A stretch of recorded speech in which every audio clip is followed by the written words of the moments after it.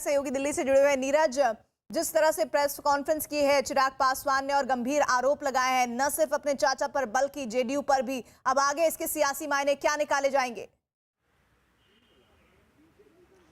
देखिए, आगे अगर सियासी मायने की बात करें तो चिराग पासवान कानूनी लड़ाई लड़ेंगे, क्योंकि दूसरे खेमे की तरफ से इस एलजेपी पर दावा किया गया है और कल चुनाव का ऐलान भी किया गया और कल पटना में चुनाव के लिए तमाम पदाधिकारियों को बुलाया गया। लेकिन इस वक्त जो एलजेपी के कार्यकर्ता हैं, चिराग पासवान के समर्थक हैं, वो यहाँ पटना में जो कुछ हो रहा है उस पर नज़र बनाए हुए हैं।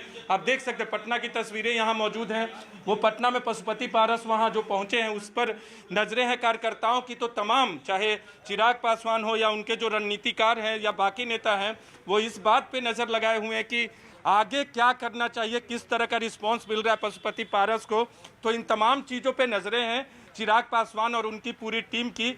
और आने वाले दिनों में कानूनी लड़ाई लड़ने के अलावा ज़मीनी लड़ाई भी वो लड़ेंगे। बिहार में जाकर बिहार का दौरा करेंगे, लेकिन उसकी तारीख अभी तय नहीं हुई है। लेकिन अभी नज़रें हैं कि पशुपति पारस जो वहाँ पहुँचे हैं वो किस तरह का बयान देते हैं, उनके साथ कितने लोग हैं, क्योंकि 5 सांसद तो ज़रूर हैं, इसके अलावा दूसरे कुछ नेता हैं, लेकिन चिराग पासवान के साथ भी बहुत लोग हैं।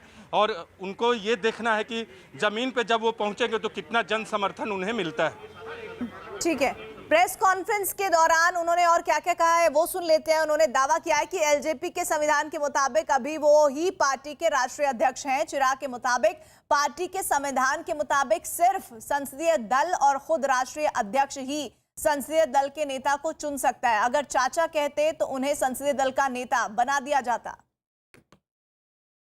जिस तरीके से उनको चुना गया, ये प्रक्रिया संवैधानिक तरीके से, और संवैधानिक तरीके से मैं राष्ट्र के संविधान की नहीं, मैं पार्टी के, लोक जनशक्ति पार्टी के संविधान की मैं बात कर रहा हूं। संवैधानिक तरीके से ये प्रक्रिया गलत है।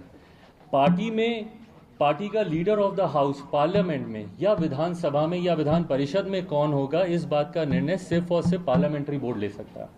And in absence of parliamentary board, ये पूरी की पूरी power resides in the hand of the national president. राष्ट्रीय अध्यक्ष के पास ये पूरी पावर है इस बात को चुनने की। कौन आपका leader of the house parliament में होगा, लोक जनशक्ति पार्टी का संविधान इस बात की इजाजत सिर्फ राष्ट्रीय अध्यक्ष या संसदीय बोर्ड के पास है। नीरज, चिराग पासवान एलजेपी के संविधान की बात कर रहे हैं, ऐसे में उनके पास अब कानूनी विकल्प क्या है और साथ ही साथ कानूनी कदम उठाने की वो जो बात कह रहे हैं वो किस बात की ओर इशारा कर रहा है?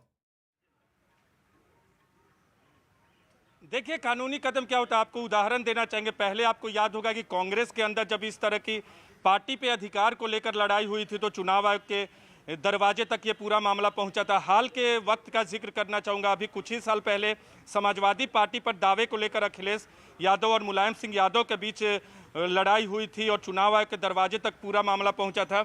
तो इसमें कोई दो राय नहीं है कि जो पार्टी किसकी होगी, क्योंकि आज की तारीख में तकनीकी तौर पे पार्टी चिराग पासवान की है, वही पार्टी के अध्यक्ष है, लेकिन दूसरे खेमे की तरफ से दावा कर दिया गया है तमाम पदों पे।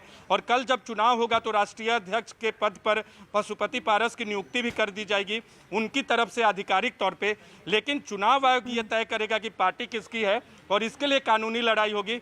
तो जो रास्ता तय करना होगा आने वाले दिनों में वो चुनाव आयोग तय करेगा उनकी तरफ से, यानी पशुपति पारस खेमे की तरफ से चुनाव आयोग का दरवाजा खटखटाया गया है। और एक और जानकारी आपको दे दूं प्रीति, जी, कल जो 5 सांसदों को निलंबित करने और निकालने का फैसला था उसकी जानकारी भी चुनाव आयोग को एलजेपी की तरफ से यानी चिराग पासवान की तरफ से दे दी गई है। ठीक है, हमारे साथ चंद्रमोहन जुड़े हुए हैं। चंद्रमोहन, बताइए पशुपति पारस का आगे का कार्यक्रम और वो जो अभी भिड़ंत हो रही थी उसका क्या हाल है?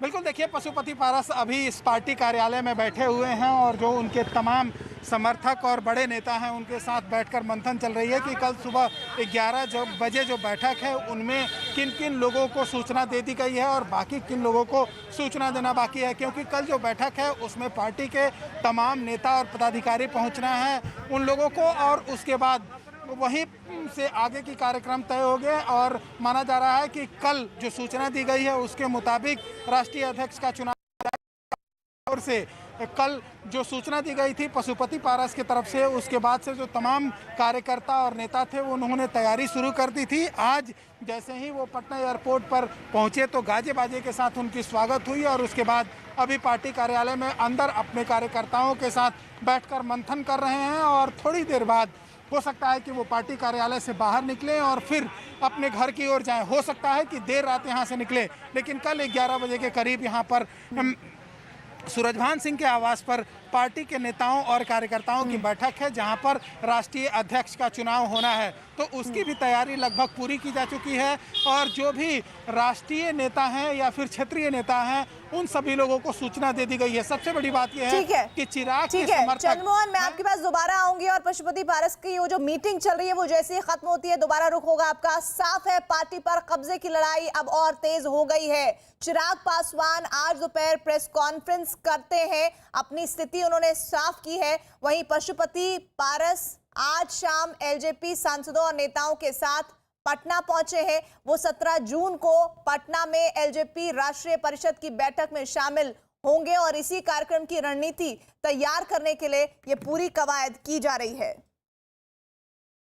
पशुपति पारस जी है हमारे साथ, हम उनसे बात करते हैं। सर, ये जो विवाद चल रहा है आखिरकार एलजेपी है किसकी? चिराग भी दावा कर रहे हैं, आप भी दावा कर रहे हैं। एलजेपी है बहुमत, जिसके पक्ष में बहुमत होगा एलजेपी उसके साथ।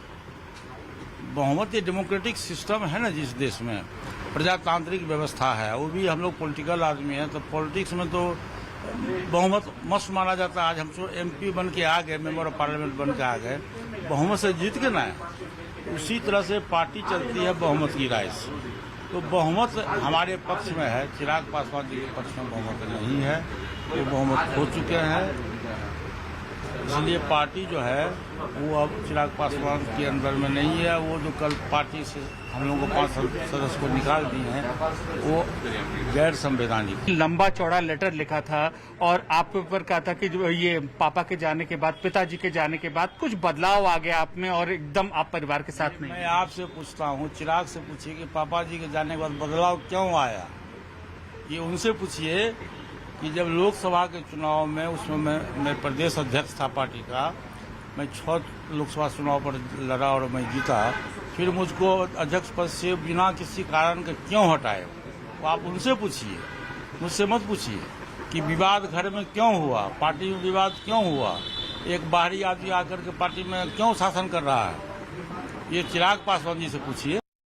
चलिए, बिहार के बाद अब राजस्थान की सियासत का हम रुख करेंगे। राजस्थान कांग्रेस में मची हलचल पर दिल्ली से बड़ी खबर आ रही है। कांग्रेस नेता सचिन पायलट जयपुर के लिए रवाना हो चुके हैं। तो ये तस्वीरें आपको हम बता दें, इस बात की तस्दीक कर रही हैं कि राजस्थान कांग्रेस में जो मची हलचल है, इसके तहत दिल्ली से बड़ी खबर ये इस वक्त है कि कांग्रेस नेता सचिन पायलट जयपुर के लिए रवाना हो चुके हैं। सचिन पायलट की चुप्पी, उनके उस बयान का इंतजार किया जा रहा है अभी भी कि आगे उनका जो नजरिया रहता है पार्टी को लेकर और पार्टी में अपनी भूमिका को लेकर वो क्या है। हमारे साथ हमारे सहयोगी भवानी जुड़ गए हैं। भवानी, क्या जानकारी सचिन पायलट को लेकर? देखिए, सचिन पायलट अगले कुछ ही मिनट में जयपुर पहुंचने वाले हैं उनके आवास पर। उनके आवास के बाहर खड़े हमारे साथ में पायलट समर्थक विधायक हैं इंदिराज गुर्जर। इंदिराज जी, ये तनातनी कब तक चलेगी? ये तो मैं नहीं बता सकता कि जब तक जो मांगे कार्यकर्ताओं की बात को लेकर के पायलट साहब ने उठाई हैं, उन मांगों पे जल्दी से जल्दी पार्टी को ध्यान देना चाहिए और आलाकमान को इस बारे में ध्यान देकर के जल्दी से निस्तारण करना चाहिए। क्या यही 2 बड़ी मांगे, मंत्रिमंडल विस्तार और राजनीतिक नियुक्तियाँ? देखिए, हम सब लोग ये मांग कर रहे हैं कि जिन कार्यकर्ताओं ने 5 साल राजनीति में का मेहनत करके जो पार्टी 2013 में 21 सीटों पे आके सिमट गई थी, पायलट साहब के नेतृत्व में 5 साल में सब लोगों ने मेहनत करके कांग्रेस का राज बनाया, 101 सीटों पे लेके आए, उन कार्यकर्ताओं का मान सम्मान हो, बेलगाम हो चुके ब्यूरोक्रेट्स पे लगाम लगे, राजनीतिक नियुक्तियां हो और मंत्रिमंडल का विस्तार हो, ये हम सब लोग मांग करते हैं। एक हमारी जानकारी है कि पार्टी आलाकमान ने पायलट साहब को ऑफर दिया कि 3 मंत्री पद दिए जा सकते हैं और उनको राष्ट्रीय महासचिव बनाया जा सकता है। क्या ये ठीक है? देखिए, इस बारे में मैं कोई टिप्पणी नहीं कर सकता। ये पायलट साहब की अगर उनसे कोई बात हुई तो मेरी जानकारी में ऐसी बात आई नहीं कि इस तरीके का कोई फार्मूला दिया गया। अच्छा, क्या आपकी नज़र में कितने मंत्री पद होने चाहिए, कितने मिलने चाहिए? देखो, ये मंत्री सब पार्टी के लोग बनेंगे, ये पार्टी आलाकमान को तय करना है, पायलट साहब को तय करना है कि जितने भी जिस तरीके से वो करना चाहें, हम सब लोग उसमें सहमत हैं। हम सब लोगों को, मेरी कोई इच्छा नहीं कि हम लोग मंत्री बने, हम चाहते हैं कि जो भी पद खाली उनको भरे जाएं ताकि सत्ता का विकेंद्रीकरण हो। लेकिन पायलट साहब 6 दिन दिल्ली में रहे और दिल्ली में बड़े नेता उनसे नहीं मिले। ऐसा है, पायलट साहब कोई स्पेशलिस्ट काम के लिए दिल्ली नहीं गए, वो रूटीन में आपको पता है दिल्ली जाते रहते हैं, उस रूटीन के लिए यहाँ से दिल्ली गए। एक अंतिम सवाल, आपको कहा गया था कि आप लोगों ने गद्दारी की है, पार्टी के साथ बेवफाई की है। किसने कहा? जिनका खुद का आता पता नहीं वो हमें गद्दार बता रहे हैं। हम लोगों के खून में कांग्रेस है, हम लोग 20 साल से बचपन से कांग्रेस में काम कर रहे हैं, कांग्रेस के संगठन में काम किया है। जो कल बीजेपी में थे, परसों बसपा में थे, आज कांग्रेस में, वो लोग हमें गद्दार बता रहे हैं। उनको खुद के गिरबान में झांकना चाहिए कि वो कहां से आए थे और तो 2023 में कहां जाएंगे। राजस्थान की सियासत में भवानी अपने आप को सबसे ज्यादा निष्ठावान समर्थक